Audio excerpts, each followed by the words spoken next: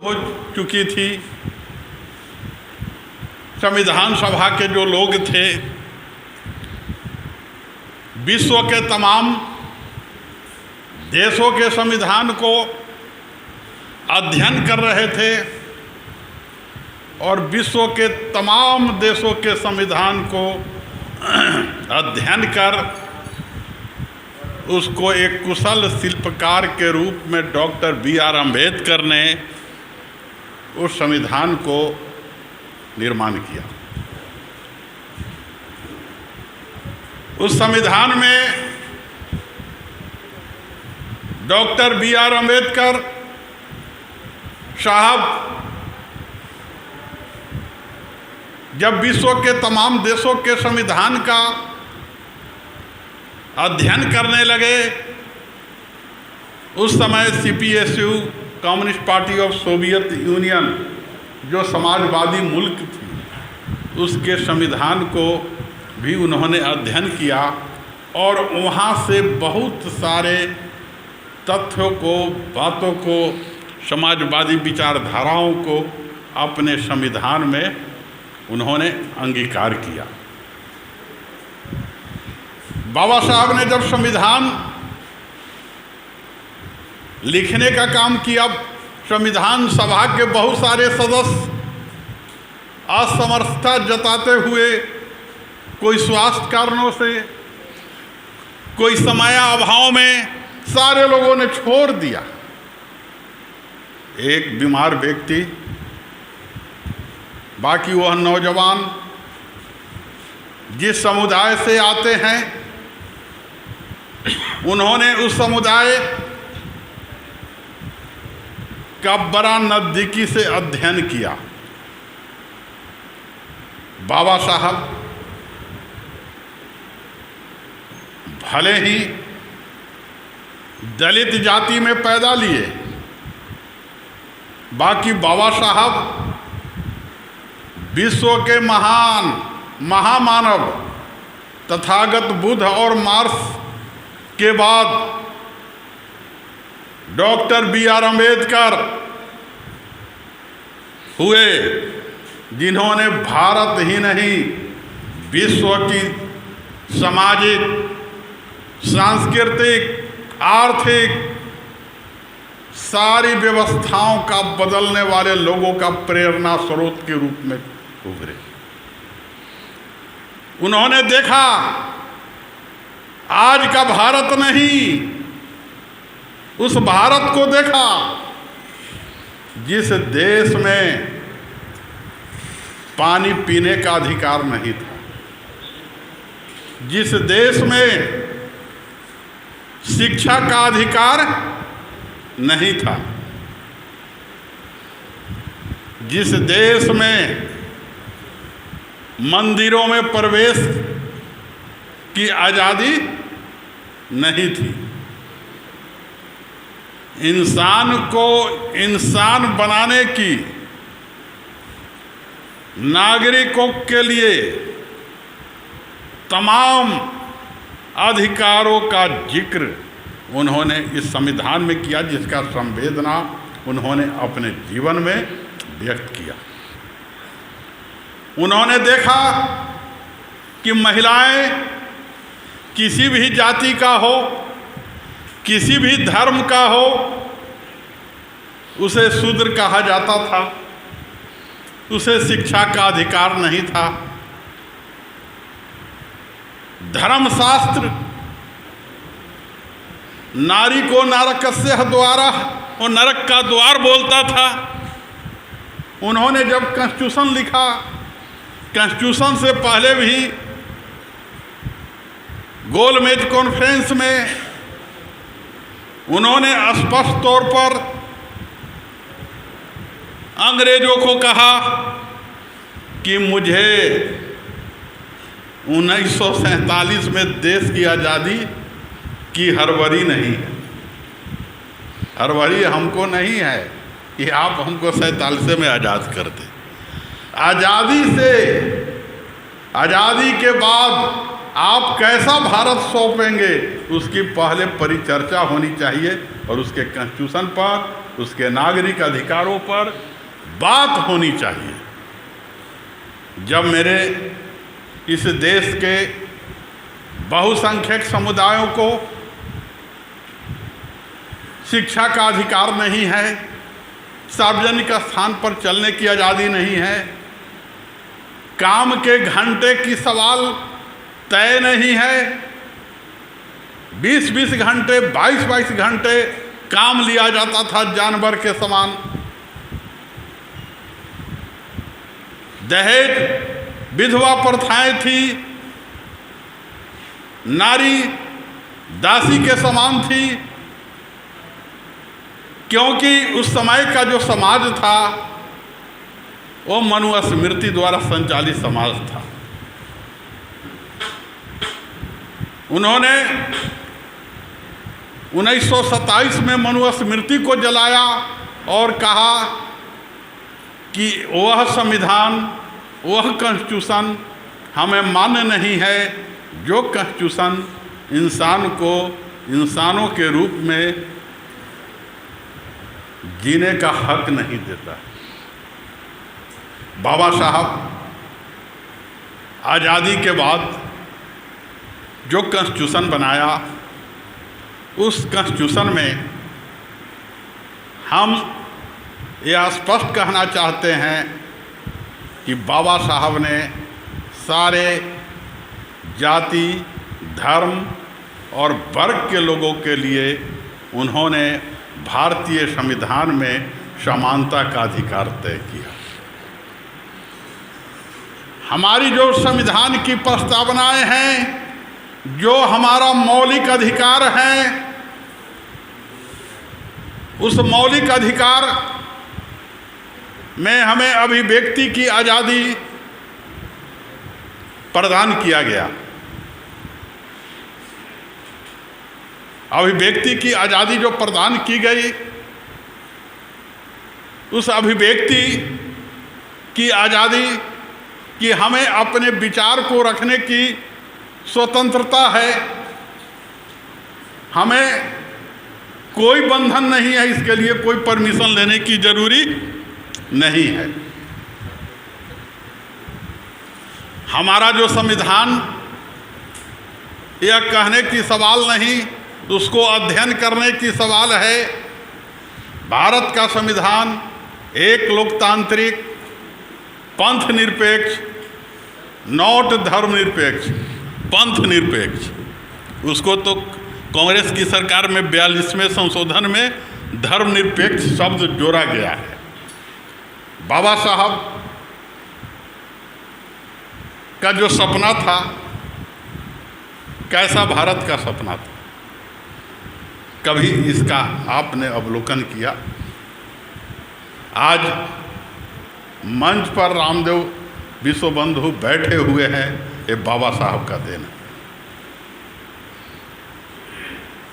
ये जो आज सभा में बोल रहे हैं, एक कॉन्स्टिट्यूशन का देन है, नहीं तो इनको हमसे परमिशन लेना होता। मैं ठाकुर हूँ और इनको बैठने के लिए भी हमसे परमिशन लेना पड़ता। ये देन किसका है? बाबा साहब का। बाबा साहब ने कॉन्स्टिट्यूशन में संवैधानिक अधिकार को प्रदान किया और दास्ता की जिंदगी से मुक्त एक इंसान के जिंदगी जीने का रास्ता दिखाया। बाबा साहब भारत को बौद्धमय राष्ट्र बनाना चाहते थे, धर्मनिरपेक्ष राष्ट्र नहीं, बौद्धमय राष्ट्र, जो 42वें संशोधन है। बौद्धमय राष्ट्र आप देखेंगे, हमारे शिवालक जी कॉन्स्टिट्यूशन कहें कि मेरे हाथ में है, कभी कॉन्स्टिट्यूशन का मुख पृष्ठ को देखे, उस पर धम्म चक्र है और अशोक स्तंभ है। ये धम्म चक्र तथागत बुद्ध का धम्म चक्र है। धम्म चक्र ये समानता का प्रतीक है और धम्म बौद्धमय राष्ट्र मतलब ज्ञान विज्ञान से परिपूर्ण, वैज्ञानिकता पर आधारित समाज और राष्ट्र का निर्माण करना था।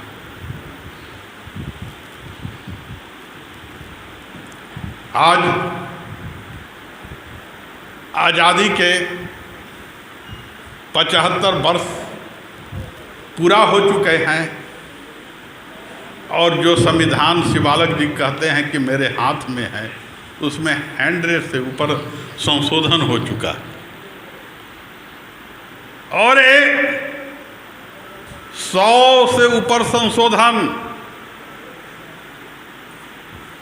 इस देश की कांग्रेसी सरकारों ने किया। जो संविधान की मूल अवधारणाएं हैं, उस मूल अवधारणाएं अभिव्यक्ति की आज़ादी को भी खत्म करने का काम किया। पोटा ऐसा कानून भी यूपीए सरकार के अंदर बनी। लाखों नौजवान जो आज संविधान की सुरक्षा का दुहाई देते हैं, उस जेलों के अंदर नक्सली के नाम पर बंद है। वो पोटा कानून के तहत, आतंकवाद निरोधक कानून के तहत हमारी मौलिक भारतीय संविधान के आत्मा को कुचलने का काम किया। 65 वर्षों में अल्पसंख्यकों को शोषण किया गया, वो जनसंघ का डंडा दिखाकर और संविधान में काम पाने के अधिकार को मौलिक अधिकार में जोड़ने की जो सवाल है, 65 वर्षों में कोई सरकार और वर्तमान सरकार भी नहीं कर पाई। ये होनी चाहिए, इस पर सवाल होनी चाहिए कि ये भी तुम संशोधन 100 संशोधन किए हो, एक संशोधन और कर दो कि काम पाने के अधिकार को कॉन्स्टिट्यूशनल बना दो, क्योंकि ये दुनिया का बड़ा बेहतरीन संविधान है जिसमें लोक कल्याणकारी राष्ट्र की बात की गई है, जो दुनिया के अंदर किसी भी देशों के संविधान में लोक कल्याण शब्द नहीं जुड़ा हुआ है। आज नागरिक अधिकार खत्म होते जा रहा है, खत्म होते जा रहा है, संवैधानिक अधिकार खत्म होते जा रहा है और हम चाहेंगे कि कॉन्स्टिट्यूशन को बचाने के लिए नागरिकों को सजग होना होगा। कॉन्स्टिट्यूशन बचेगा, आपका अधिकार बचेगा। आपका अधिकार नहीं बचेगा तो पुनः ये देश मानसिक रूप से, आर्थिक और सामाजिक रूप से तो गुलाम करने की प्रयास की जा रही है, एक गुलाम हो जाएगा। आप देखो, जिस बाबा साहब ने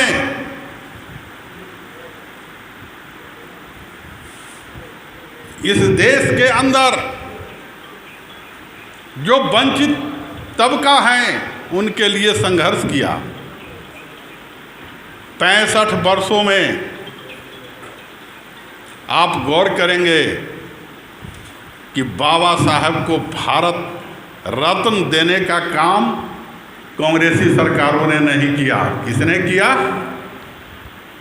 बीपी सिंह ने किया है, राष्ट्रीय मोर्चा की सरकार ने किया। संसद में प्रतिमा लगाने का काम नहीं, अटल जी की सरकार ने किया जी, क्योंकि बाबा साहब को अपमानित करने का काम हमेशा कांग्रेसियों ने किया। शुरुआत वहां से हुई और आप शिकार किसके रहे? कांग्रेस के रहे। कांग्रेस आपको गुलाम समझते रहा, दलितों को, आदिवासियों को, और आप उसको वोट देते गए। बाबा साहब हमारे कामेश्वर जी ने कहा धारा 370 हमारे जिला अध्यक्ष हैं। देखिए बाबा साहेब धारा 370 लगाने का उन्होंने विरोध किया था, स्पष्ट आप पढ़ेंगे। बाबा साहब ने कहा कि कश्मीर ही नहीं, नागालैंड,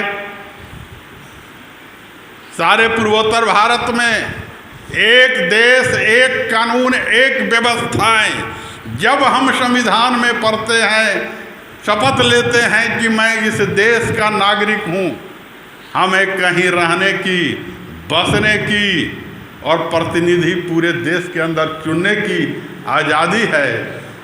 तो कुछ राज्यों को ये जो 370 और अन्य तरीके की जो विशेषाधिकार थी उसको ख़त्म किया जाए, वो नहीं, उन्होंने साइन तक नहीं किया। 370 जोड़ने पर उन्होंने संविधान सभा में साइन तक उन्होंने नहीं किया। और इसीलिए आप गौर करेंगे कि जब हटाने की बात उठी तो इस देश के मशहूर आयरन लेडी मायावती ने सरकार के साथ खड़ा हुआ। इसलिए नहीं कि नरेंद्र मोदी की नीति को हम समर्थन करते, उनको बाबा साहब का याद आ गया। बाबा साहब ने कहा एक देश, दो कॉन्स्टिट्यूशन, दो व्यवस्थाएं नहीं चलेगी, जिससे राष्ट्र कमज़ोर होगा, समाज कमज़ोर होगा। आज देश के अंदर भारत भले ही विश्व गुरु बन रहा है, बाकी अंदर से आप कमज़ोर हो चुके हैं। रामदेव जी कमज़ोर क्यों हो चुके हैं? हमारी जो संस्कृति रही है वो संस्कृति भाईचारे, सामाजिक सौहार्द पर आधारित रहा है। आज समाज टूटेगा। विजय जी 3 भाई हैं, 3 भाई के अंदर नफरत फैलेगी तो परिवार कमज़ोर होगा, परिवार कमज़ोर होगा, समाज कमज़ोर होगा, समाज कमज़ोर होगा, राष्ट्र कमज़ोर होगा। आज नफरत और भय के स्थिति में लोग जी रहे हैं। आज भाईचारा और प्रेम और मोहब्बत का माहौल पैदा करना है, तब हम भारत को विश्व गुरु बना सकते हैं। हमें इस देश के अंदर हर धर्म में उग्रवादी लोग हैं जो संविधान को नहीं मानते। इसका मतलब नहीं है कि हर पंथ गलत है। बाबा साहब की एक पुस्तक है बुद्ध इज धम्मा, शायद इस पुस्तक को हम कामेश्वर जी को भी दिए हैं, पढ़े हैं कि सीधे सिरहाना में डाल दिए हैं हमारे कामेश्वर भाई जान। बुद्ध इज धम्मा, बाबा साहेब की इस पुस्तक को इस देश के 22 भाषा में हमने प्रकाशित करवाया है। बाबा साहब कहें कि Buddha is not religion, Buddha धर्म नहीं है।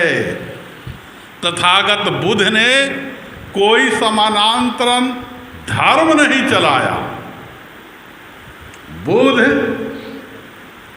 का मार्ग है, और मार्ग बुद्ध उनका नाम नहीं था, सिद्धार्थ गौतम नाम था। जब लोगों ने उनको बुद्ध किया, उन्होंने कहा कि मैं जो बोल रहा हूँ अगर वह मानव जाति के लिए, समाज के लिए उपयुक्त हो तो उसको मानो, अगर उपयुक्त नहीं है तो उसको त्याग दो। और बुद्ध ने जो संघ की स्थापना की, वही संघ हिंदुस्तान का कॉन्स्टिट्यूशन है, और जो संघ में अधिकार का वर्णन हुआ वो अधिकार बाबा साहब ने वहाँ से लेकर के कॉन्स्टिट्यूशन में जोड़ा। क्योंकि कॉन्स्टिट्यूशन संघ उन्होंने जो बनाया वो धम्म संघ था, और धम्म संघ में आप देखेंगे कि तथागत बुद्ध की पत्नी एवं उनके बच्चे धाम में गए, बाकी इतिहास में कोई जानता नहीं है, वो विलीन हो गए। तो आज हमारे नागरिक अधिकार जो कॉन्स्टिट्यूशनल अधिकार है वो समाप्त हो रहा है। उसमें बहुत सारे, अभी एक नई मुद्दा संविधान में प्रकाश भाई हैं, अगले लोकसभा सत्र में एक चर्चा हो रही है एक और संशोधन करने की। वो संशोधन सिविल कानून का संशोधन है।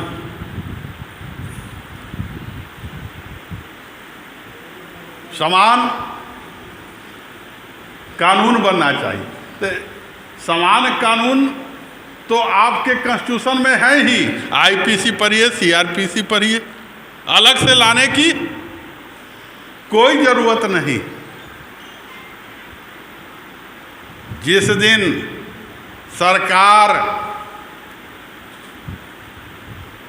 धर्म के मार्ग को छोड़ेगा और धर्म पर आधारित शासन होगी, राष्ट्र समाज कमज़ोर होगा और ज्ञानी राष्ट्र नहीं बनेगा, हिंसक समाज बनेगा, जो समाज नफरत की बुनियाद पर खड़ा होगी।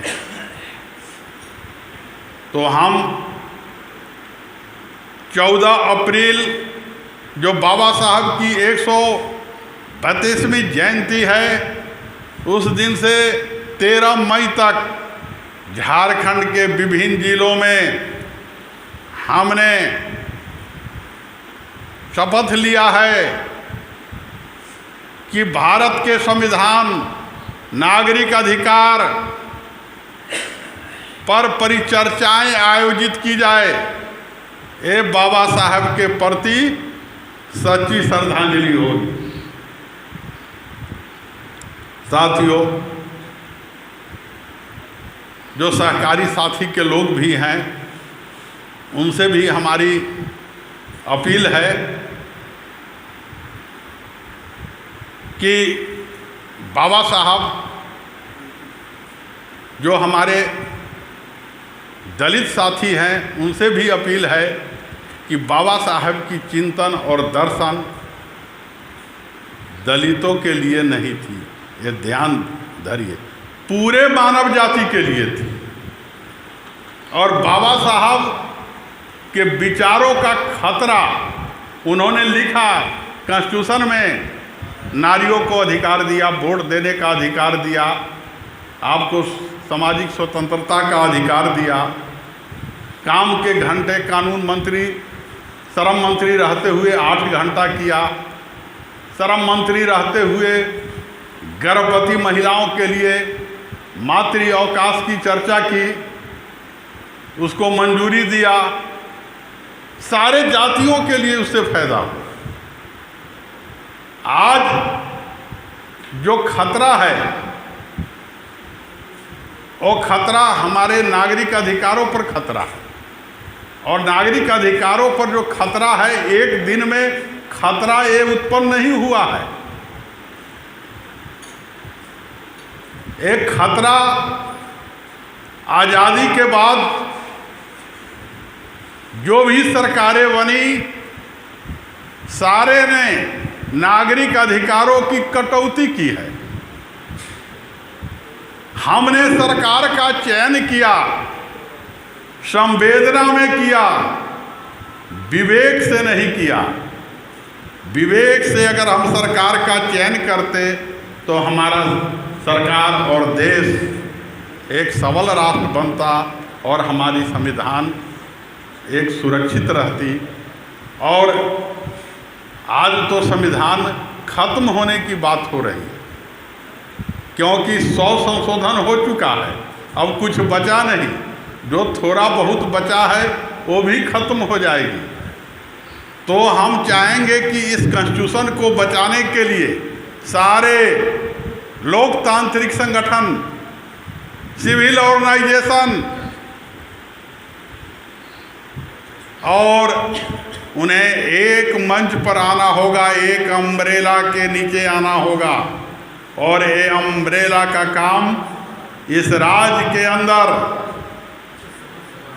भारतीय बुद्धि सोसाइटी महासंघ कर रही है, क्योंकि इस अम्ब्रेला के अंदर नहीं आएंगे, अलग अलग डफली बजाएंगे, जाने अनजाने रूप से आप नागरिक अधिकारों के खत्म करने और सिविल आंदोलन को कुचलने में आपकी योगदान होगी। इस कार्यक्रम के आयोजन के लिए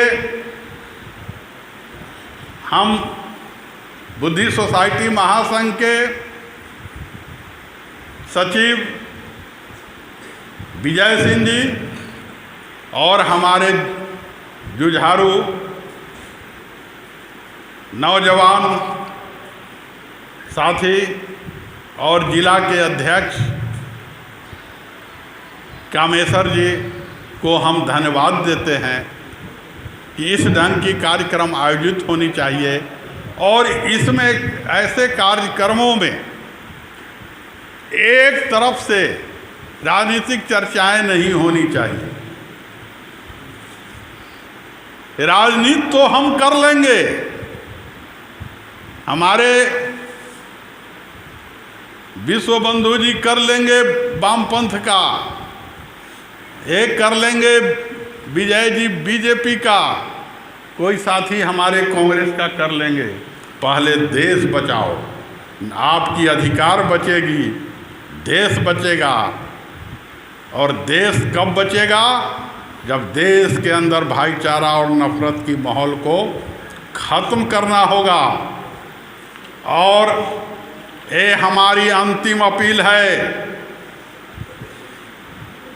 कि धर्म के आधार पर कभी भी चुनाव में किसी भी राजनीतिक पार्टी के साथ नहीं जाए। धर्म नहीं, धम्म के मार्ग पर चले। वो मार्ग हमारा कॉन्स्टिट्यूशन दिखाता है। और हम बाबा साहब के अनुयायी हैं, तो केवल मंच पर भाषण देने के लिए अनुयायी नहीं है। अब एक नई चर्चा होने लगी है, मूलवासी। रे भाई, मूलवासी कहाँ से आ गया? ये मूलवासी कौन शब्द? हमको तो ये डिक्शनरी में बुझाता नहीं। बाबा साहब मूलवासी का कभी चर्चा किसी ग्रंथ में नहीं की। हमारे पास तो अभी भी बाबा साहब की पुस्तक है, संतोष जी ले जाते हैं, लाखों रुपया की पुस्तक। हम विभिन्न भाषा में कहीं, रे हम इस देश की नागरिक हैं। जो इस देश में रहता है वो भारत का नागरिक है। और जो भारत का नागरिक है, जिस दिन हम SC, OBC और सवर्ण में बटेंगे, राष्ट्र कमजोर होगा। हमें दो लड़ाई लड़नी होगी। एक जो कॉर्पोरेट क्लास है, वो उसकी एक जाति है, और दूसरा जो मजलूम है, जो गरीब है, जो कमज़ोर है, इस देश में संविधान लागू रहते हुए भी सारे नागरिक अधिकारों से वंचित है, वो वर्ग है। उन वर्गों की लड़ाई लड़नी होगी। और ये वर्ग को ख़त्म करके हम वर्ग विहीन समाज बनाना चाहते हैं। और वर्ग विहीन समाज तब रामराज आएगा भाई।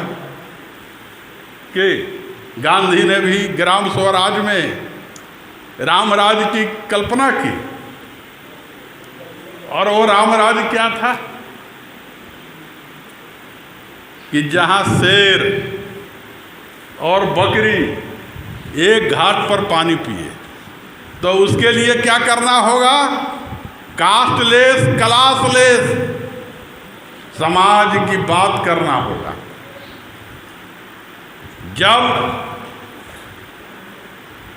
हमारा समाज, हम बाबा साहब के अनुयायी हैं, समता मूलक समाज बनाएंगे। याद करो दलितों, इस देश के तमाम बुद्धिजीवियों कि बाबा साहब ने 4 अक्टूबर 1956 को क्या कहा था नागपुर। उन्होंने कहा कि मेरा लक्ष्य दलित आंदोलन को बढ़ावा देना नहीं है, मेरा लक्ष्य समग्र भारत को सशक्त बनाने का और बौद्धमय राष्ट्र बनाने का संकल्प है। और बौद्धमय राष्ट्र समता मूलक राष्ट्र होगा।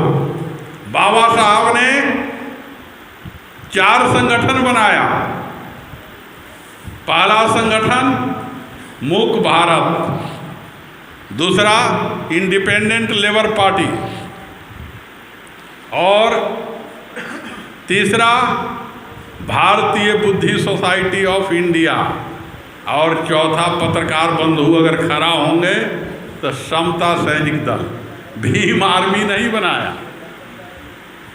भीम आर्मी नहीं बनाया, क्या बनाए? समता सैनिक दल। तो हमें बाबा साहब के 132वें जन्मदिन पर जो साथी जहां भी हों, हमारी अपील है, नागरिक अधिकार और कॉन्स्टिट्यूशन और सशक्त भारत के लिए प्रयास करें। और ये प्रयास एक छाते के नीचे आना होगा। आज इस देश में 22,000 दलित संगठन हैं जो निबंधित है। ये दलितों के हितैषी नहीं है, एक कॉन्स्टिट्यूशन के हितैषी नहीं है। अब आवश्यकता है हम दलित नहीं कहें।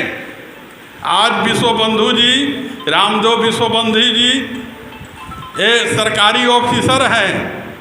आरक्षण पर बाबा साहब की ओपिनियन को आप पढ़िए। बाबा साहब आरक्षण के कभी समर्थक नहीं थे संजय जी, आप गौर करिए। बाबा साहब ने पुणे की सभा में, रत्नागिरी की सभा में उन्होंने हमेशा स्पष्ट कहा कि आरक्षण से लंगड़ा लुझा समाज पैदा लेगा। हम आरक्षण की बात नहीं करेंगे, तुम जातिगत व्यवस्था को खत्म कर दो, कास्टलेस सोसाइटी बनाओ, आरक्षण की आवश्यकता नहीं रहेगी। हमें अभी लड़ाई नागरिक अधिकार की सुरक्षा, संविधान में काम पाने के अधिकार को मौलिक अधिकार, और सवाल आ गए कि देश में जो निजीकरण की दौड़ चल रही है, देखिए इस पर हमारी अपनी एक राय है। राय क्या है? मैं विश्व के 60 देशों की यात्रा कर चुका हूँ। रोजगार की जो सेक्टर है, इंडस्ट्री है, सरकारी महकमे हैं, आज रोजगार का सेक्टर कम हुआ है। बाकी हमें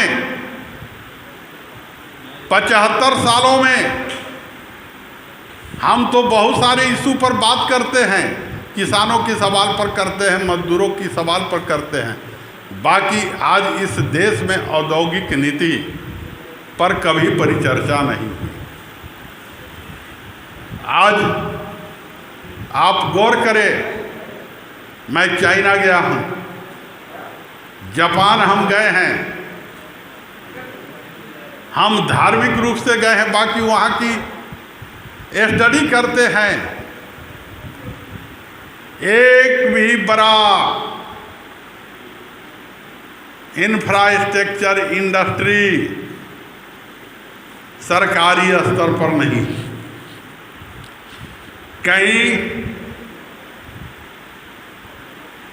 एक घड़ी बनता है तो घड़ी का चैन इनके यहाँ बनता है, डायल उनके यहाँ बनता है, कभी तीसरे के यहाँ।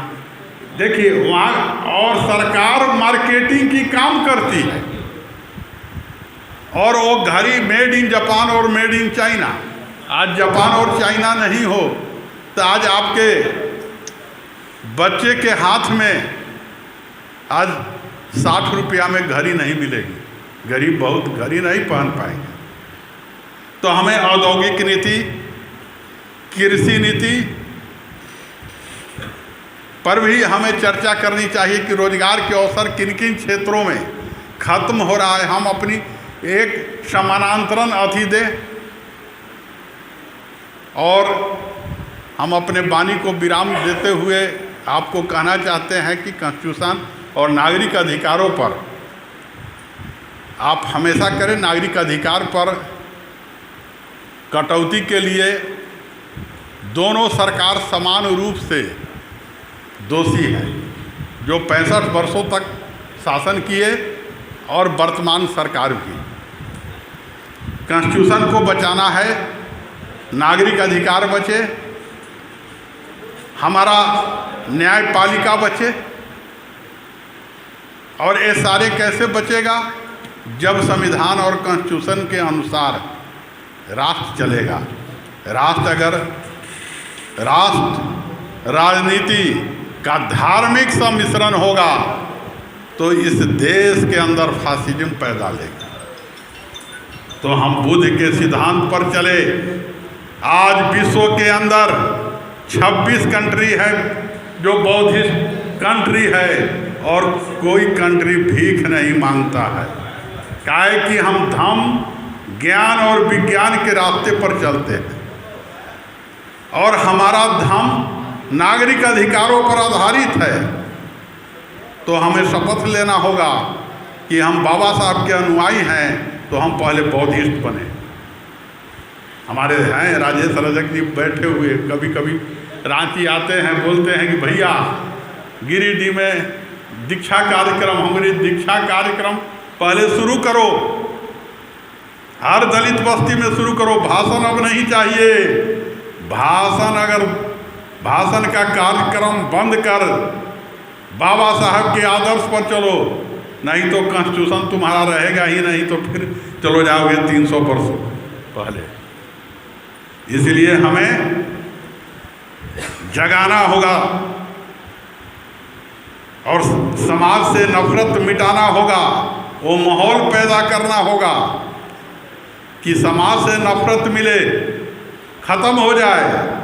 हम विश्व गुरु बन जाएंगे, हम सर्वश्रेष्ठ भारत बन जाएंगे। और कौन भारत बनाना चाहते हैं सर्वश्रेष्ठ? विजय बाबू, जो सम्राट अशोक के समय था, मौर्य के समय था। क्योंकि धर्म पर आधारित जब शासन होगा तो हमारे बौद्ध शासकों ने एक भी मंदिर नहीं बनाया। ये जान लीजिए, क्या बनाया?